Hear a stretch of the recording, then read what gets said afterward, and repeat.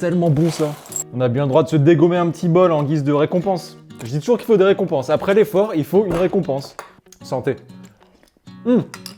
D'ailleurs, en parlant de santé, bonne année oh! C'est la nouvelle année là! Je vous souhaite vraiment une bonne année, je vous souhaite plein de réussites dans vos projets, plein de belles vidéos, plein de belles photos, plein de belles choses tout simplement. Et de mon côté, je prévois de sortir beaucoup plus de vidéos cette année parce que je vois que les vidéos commencent à vous plaire, on commence à créer une bonne petite communauté. Donc voilà, je vais passer beaucoup plus de temps sur YouTube cette année, vous sortir plus de contenu. Donc restez connectés parce qu'il y a des belles choses qui arrivent cette année.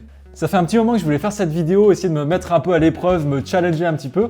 Je voulais essayer de faire une publicité, une vraie pub pro avec rien d'autre que mon téléphone. Disclaimer, le but de cette vidéo, c'est de vous montrer qu'il n'est pas forcément nécessaire d'acheter des boîtiers, des objectifs à plusieurs dizaines de milliers d'euros. Parfois, ça vaut le coup d'investir un peu plus dans la lumière que sur la partie caméra. Donc c'est ce que je vais vous montrer avec cette vidéo. Je vais utiliser uniquement mon smartphone, donc l'iPhone 8, c'est même pas un des derniers, c'est l'iPhone 8. Il existe des smartphones beaucoup plus performants en photo et en vidéo que l'iPhone 8, mais voilà, au moins vous saurez que la pub que vous avez vue au début de cette vidéo, ça a été filmé intégralement avec ce téléphone, l'iPhone 8.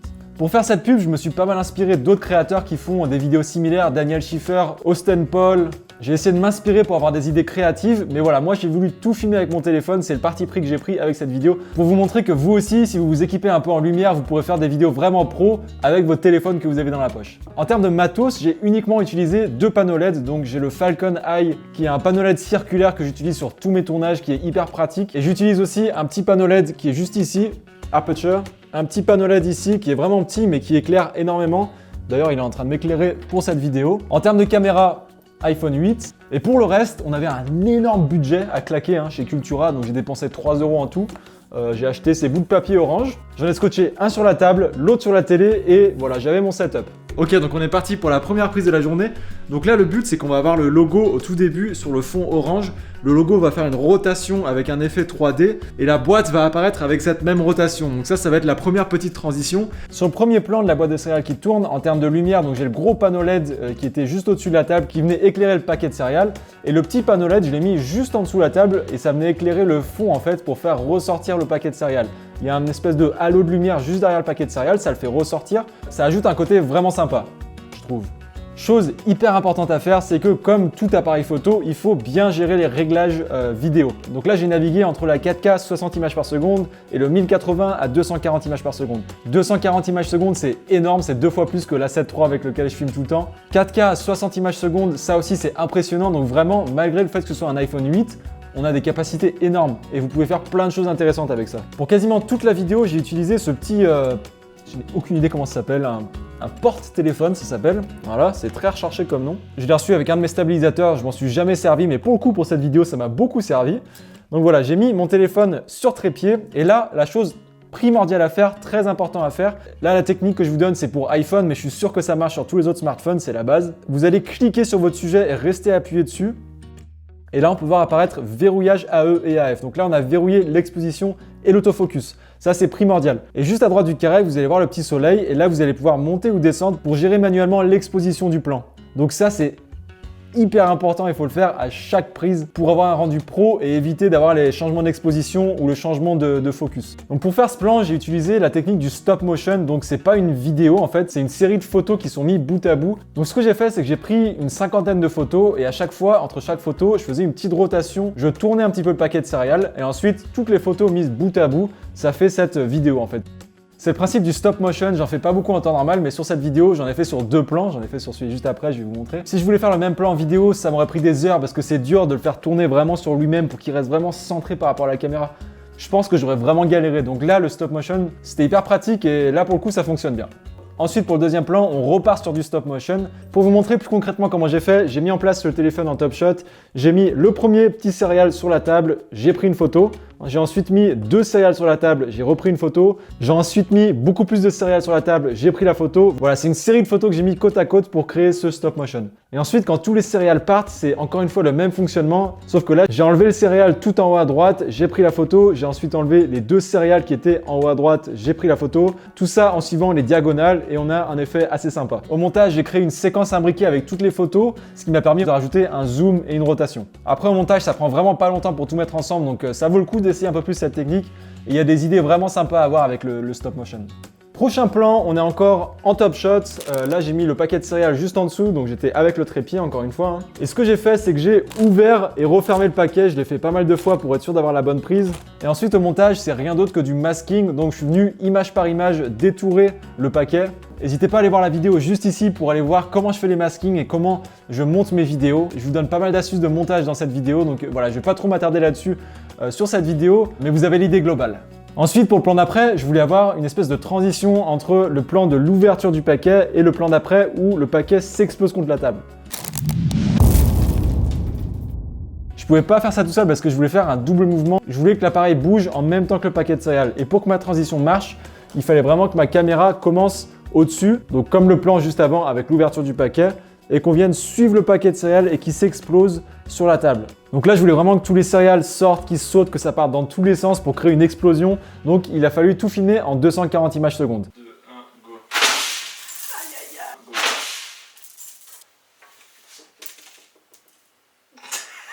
En gros, vu que là, t'es pas très haut, tu jettes et tu cognes en même temps. Je pense que si tu la cognes vraiment, là, ça va sauter. Jette et cogne. Jette et cogne. Jette et cogne.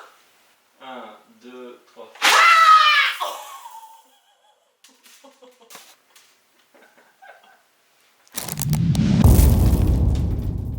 Prochain plan, vraiment rien de spécial pour le coup, c'est juste les céréales qui tombent.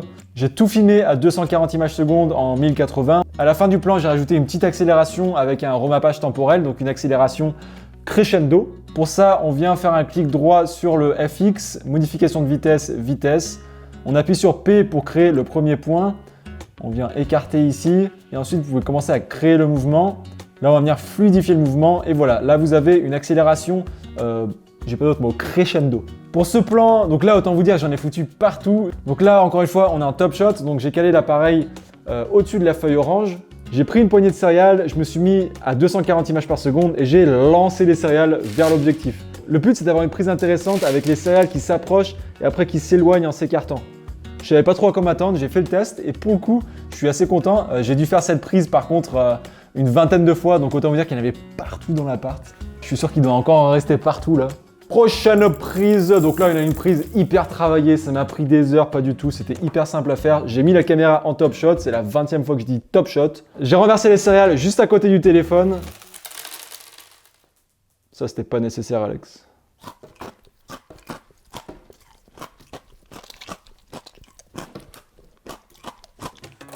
En post-production, j'ai rajouté un zoom et une petite rotation. On le voit pas beaucoup parce que tout est hyper symétrique dans le plan. Voilà, c'est très simple, mais ça fonctionne.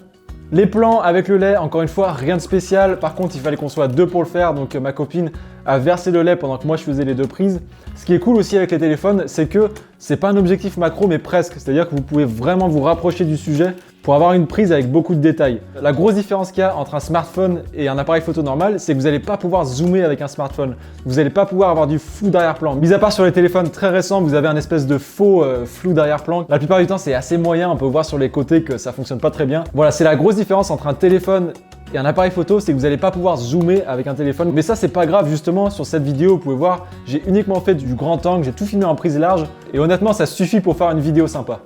Pour l'avant-dernier plan, je suis uniquement venu avec mon téléphone à la main faire un petit effet de mouvement de droite à gauche pour avoir un peu de dynamisme, un peu plus de mouvement et avoir une prise avec plus de caractère parce que le lion il est quand même puissant quoi, tu vois, donc il fallait une prise puissante aussi. Et ensuite, ce plan il marche bien avec le pack shot final, le plan juste après parce que voilà, on a le petit effet de mouvement de droite à gauche, donc on arrive sur le lion et ensuite sur le pack shot final, la boîte de céréales tombe sur la table. Donc voilà, ça fait une suite logique. Avant-dernier plan, on a le mouvement vers le lion, la boîte de céréales qui tombe. On dirait que la boîte de céréales, elle est vivante, qu'il y a vraiment un lion à l'intérieur.